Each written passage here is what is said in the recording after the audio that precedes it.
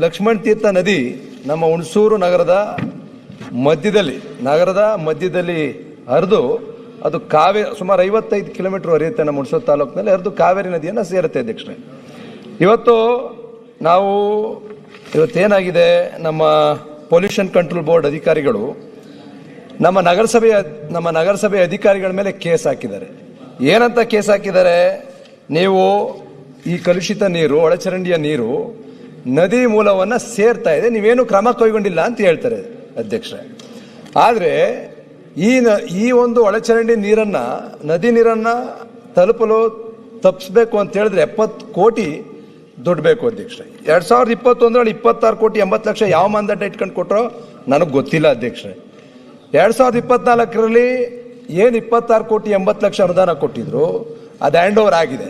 ಅದಾದ ನಂತರ 2025ರಲ್ಲಿ ಏನು ನಮ್ಮ Karnataka state pollution control board ಇದೆ, ಆ ಅಧಿಕಾರಿಗಳು ನಮ್ಮ ನಗರಸಭೆಯ ಅಧಿಕಾರಿಗಳ ಮೇಲೆ ಕೇಸ್ ಹಾಕ್ತಾರೆ. ಅದಾದ ನಂತರ ಬಹುಶಃ 70 ಕೋಟಿ ಅನುದಾನ ನಮ್ಮ ನಗರಸಭೆಯಲ್ಲಿ ಇಲ್ಲ. ಅಧಿಕಾರಿಗಳ ಮೇಲೆ ಕೇಸ್ ಹಾಕ್ತಕ್ಕಂಥದ್ದು ಯಾವ ರೀತಿ ಅನ್ನೋದು ನಮಗೆ ಗೊತ್ತಿಲ್ಲ.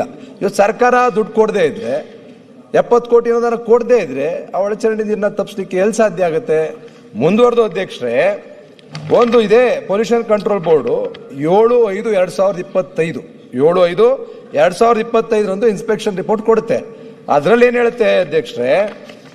ಆ ರಿಪೋರ್ಟಲ್ಲಿ there is direct discharge of untreated raw sewage and sullage effluent from the Muslim block and other nearby areas and new layouts into Lakshmana Tirtha river ಅಂತ ಹೇಳ್ತಾರೆ ಅಧ್ಯಕ್ಷರೇ. ಇದು ಪೊಲ್ಯೂಷನ್ ಕಂಟ್ರೋಲ್ ಬೋರ್ಡು ಒಂದು ಅನಾಲಿಸಿಸ್ ಮಾಡಿ ರಿಪೋರ್ಟ್ ಕೊಟ್ಟಿದೆ ಅಧ್ಯಕ್ಷರೇ. ಮುಂದುವರೆದು ಹೇಳ್ತಾರೆ ಅಲ್ಲಿ, for the sullage sample collected near government Ayurvedic hospital, ಹಳೆ ಸೇತುವೆ, ಮಸ್ಜಿದ್ Mohalla, Hunsur town leading to Lakshman Tirtha river, it reflects from the analysis reports that the parameters suspended solids was found to be 80 mg per liter against 20 mg per liter.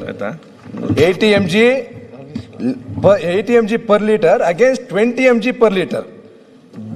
Biochemical oxygen demand was found to be 365 mg per liter against 10 mg per liter. Chemical oxygen demand was found to be 980 mg per liter against 50 mg per liter. Ammonical nitrogen was found to be 19.5 mg per liter against 5 mg per liter. And fecal coliform was 21,000 mpn per 100 ml against 100 mpn per 100 ml respectively, and are not conforming to the standards laid down by the board.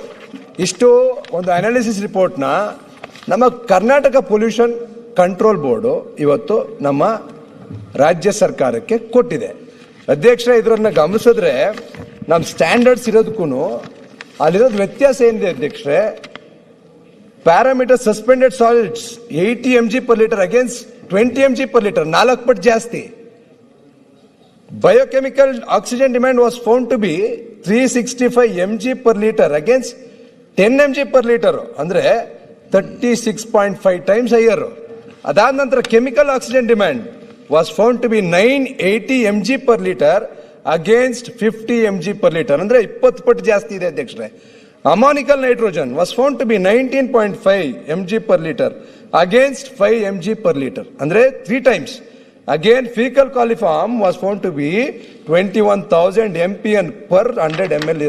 ಅದು against 100 mpn per 100 ml, ಅಂದ್ರೆ 21,000 ಎಲ್ಲಿ 100 mpn ಎಲ್ಲಿ ಅಧ್ಯಕ್ಷರೇ? ಇವತ್ತು ಈ ನದಿಗೆ ಸೇರ್ತಾ ಇರ್ತಕ್ಕಂಥ ಒಳಚರಂಡಿ ನೀರು ಅದು ಬರ್ತಾ ಇರ್ತಕ್ಕಂಥದ್ದು ಸೇರ್ತಾ ಇರ್ತಕ್ಕಂಥದ್ದು ಎಲ್ಲಿಗೆ? ಕಾವೇರಿ ನದಿಗೆ.